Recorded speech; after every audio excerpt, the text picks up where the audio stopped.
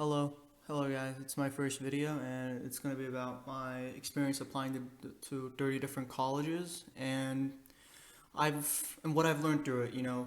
Back when I started applying and writing my essays, following my senior year, I watched different people's videos and I read different things on different blogs and Reddit, and just through the word of mouth, I learned and picked up different things about the process over this time period, and I kind of wanted to summarize it and put it into one video.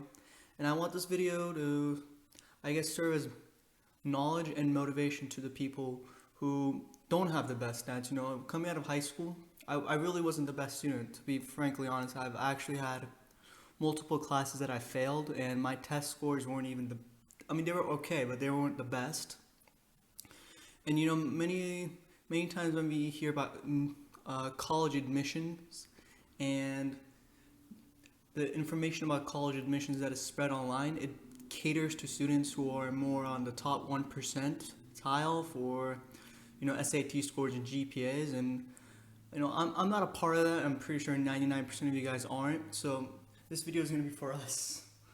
And throughout my college application process, I applied to 30 different universities, which I don't recommend doing. It was definitely overkill. It was definitely because I didn't think I could get into really any colleges at that time. So I applied to as much as I can, assuming it would be a numbers game.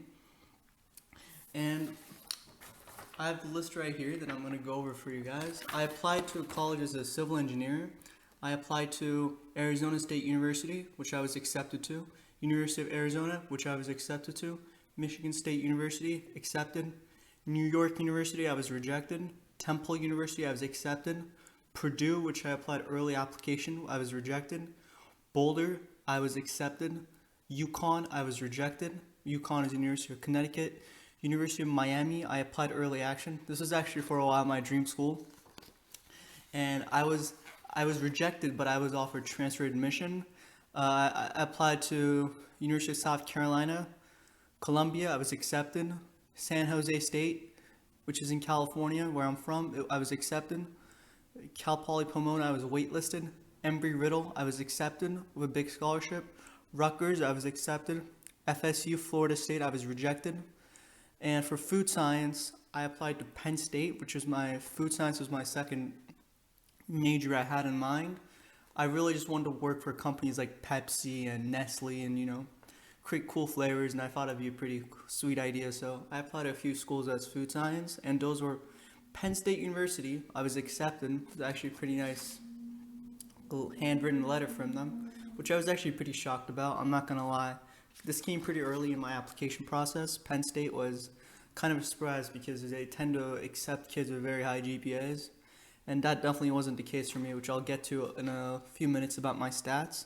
I was accepted to Pepperdine University, which for those of you who are from California know it's a nice school in Malibu.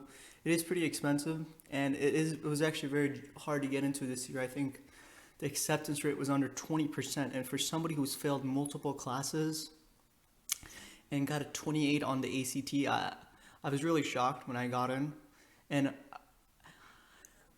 towards the end of the video, and right now I'll just say I was really accepted due to my pretty much the essay that I wrote for them and the keywords that I used in my essay for a school like Pepperdine they were looking for. Pepperdine is more of a religious school, but they also have more of a secularity. They're more secular, and so I based my essay in a way that used my heritage and my background to strike the things that they were looking for. And it actually ended up working. I was actually accepted compared to a few friends of mine who had way better grades and they were rejected. Ohio State University early action, I was rejected. University of Massachusetts Amherst, I was accepted for a pretty big scholarship. UW-Madison, I was rejected. Cal Poly San Luis Obispo, I was rejected. Texas Tech, I was accepted. Texas A&M, I was rejected. Clemson, I was waitlisted. And UT Knoxville, I was accepted, and I applied to 3 schools as business administration. These 3 were relatively prestigious schools. They were Northeastern, I was rejected. University of Southern California, which was actually my second dream school, I was just recently rejected yesterday. And University of Pittsburgh, I was denied. So those were my results and my outcomes after applying to college. And now I'll go over my stats. So when it comes to my stats and who I am, I'm Burkai, that's my name. I'll start with that. I'm from Southern California, from the class of 2020. I'm currently on quarantine break and fall 2020, as many of you guys are as well, which kind of sucks, but it is what it is.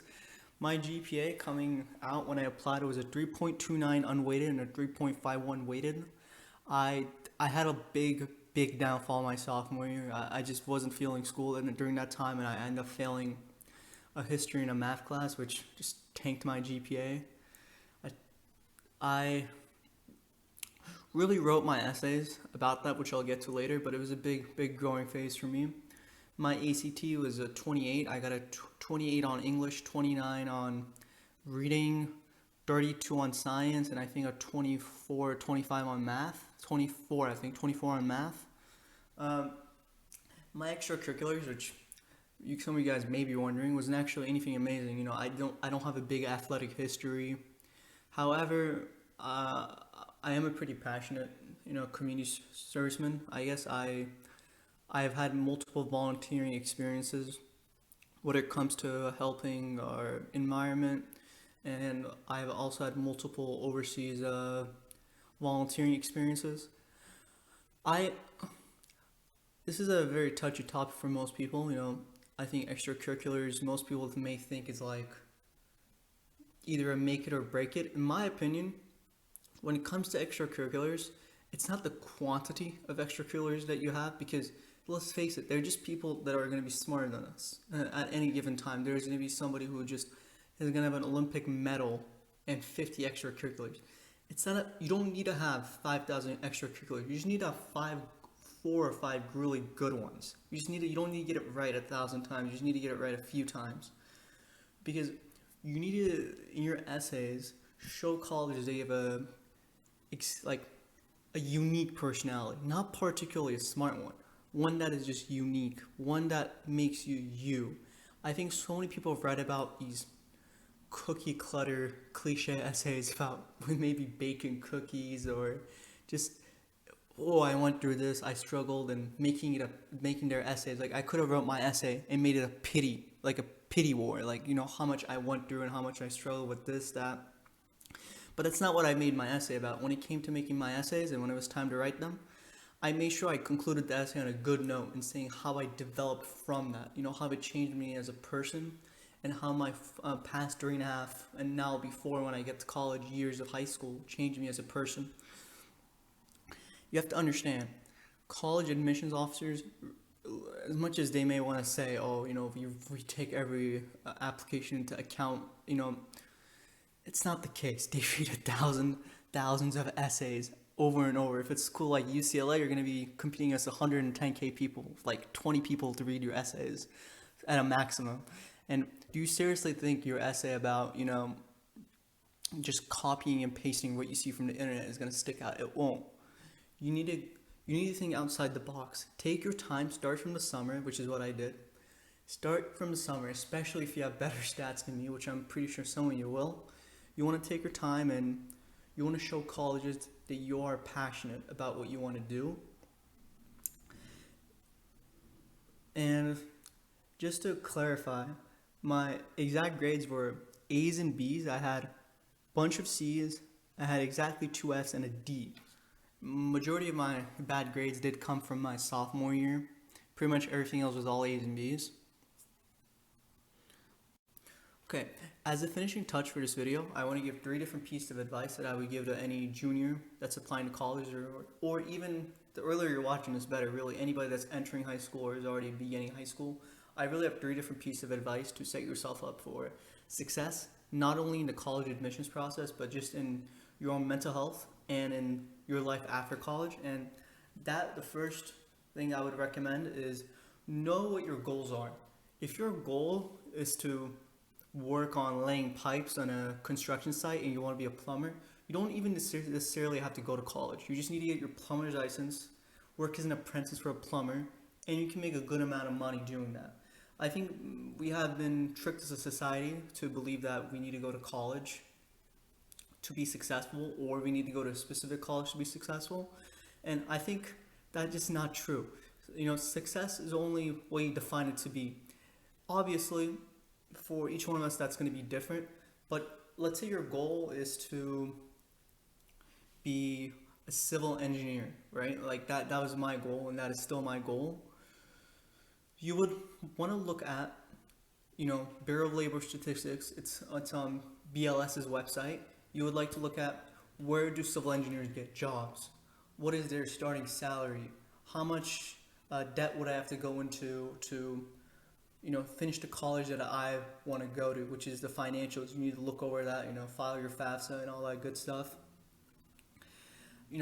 I think many people just simply nowadays just look at how much a career is going to make, and it's like, oh, I'll become a plastic surgeon because it's one of the top paying, specialties in the medicine field, and they figure out 20 years into their career, that they're depressed and they're working 80 hours a day, and the only person enjoying their big mansion is their golden retriever.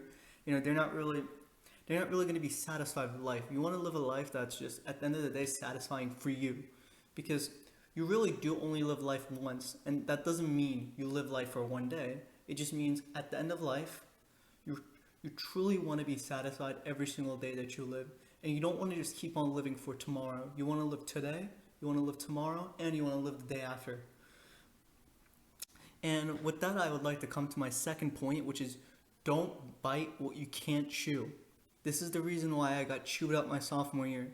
I took 3 different AP classes that were very hard, which, by the way, here's a tip. Every school has AP classes that are easier than others, and for each school it will be different. So ask the upperclassmen. But back to my point. If you take a class that you just know for a fact you're just not going to be able to get an A or a B in, don't take it. Trust me, colleges see thousands of different transcripts. There's not a single set of classes and a single set of G.P.A. combined that's going to make colleges gasp. Trust me. From what I've heard from multiple college admissions specialists, there's people with 6.0 GPA just floating around like it's nothing nowadays, and that's no exaggeration. I mean, I've seen somebody for a 5.5 and almost like a 5.6. So take classes you know for a fact you can handle.